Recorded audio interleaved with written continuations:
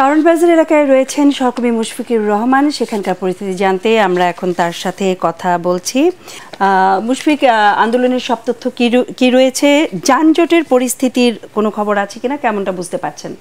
সুমনা, এই মুহূর্তে আমি রাজধানীর কারণ বাজার মোড়ে আছি। আমি বিকেল থেকে এখানে অবস্থান করছি।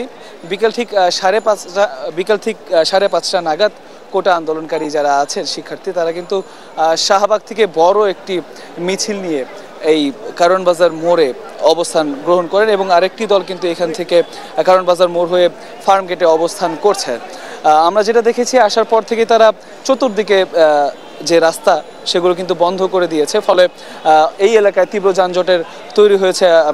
যানজটের সৃষ্টি হয়েছে। আপনি নিশ্চয়ই দেখতে পাচ্ছেন। কোটা আন্দোলনকারীরা আমাদেরকে জানিয়েছেন যে তারা 4 দফা দাবি নিয়ে যে আন্দোলন শুরু করেছিলেন, গতকালকে তারা বাংলা ব্লকেট নামে তাদের আন্দোলন করছেন এবং আজকে সেই বাংলা ব্লকেটের দ্বিতীয় দিন। প্রথম বাংলা ব্লকেটের দিন সন্ধ্যার দিকে তারা কিন্তু 1 দফা দাবি নিয়ে আজকে তাদের আন্দোলন করছেন। সেই 1 দফা দাবি হচ্ছে সকল গ্রেডে বৈষম্যমূলক কোটা বাতিল করে শুধুমাত্র সংবিধানে উল্লেখিত যে অনগ্রসর যে জাতিগোষ্ঠী যারা, বিশেষ করে ক্ষুদ্র নৃগোষ্ঠী, তাদের যে কোটা সেটার পরিমাণ কমিয়ে এনে সংসদে একটা আইন পাশ করতে হবে, সেই দাবি নিয়ে কিন্তু তারা রাস্তায় অবস্থান করছেন। এবং তাদের অবস্থানের কারণে কিন্তু তীব্র যানজটের তৈরি হয়েছে এই এলাকাটাতে এবং ঢাকার বিভিন্ন জায়গায় তারা আন্দোলন করছেন। এর ফলে কিন্তু দুর্ভোগে পড়েছেন সাধারণ যে যাত্রী যারা আছেন, বিশেষ করে অফিস ফেরত যে মানুষগুলো আছে।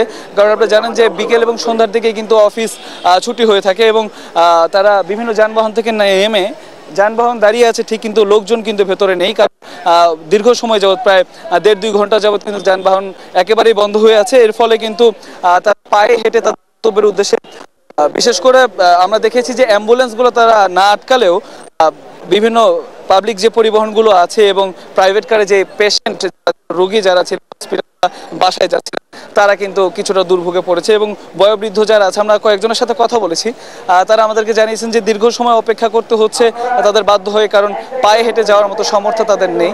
এরকম অনেক দুর্ভোগের কথা আমাদেরকে তারা জানিয়েছেন। এছাড়া আন্দোলনকারীরা আমাদেরকে জানিয়েছেন যেই পর্যন্ত তাদের দাবি আদায় না হবে সেই পর্যন্ত তারা কিন্তু রাজপথ ছাড়বেন না। এই ছিল আমার কাছে সর্বশেষ। ধন্যবাদ মুশফিকুর রহমান আপনাকে।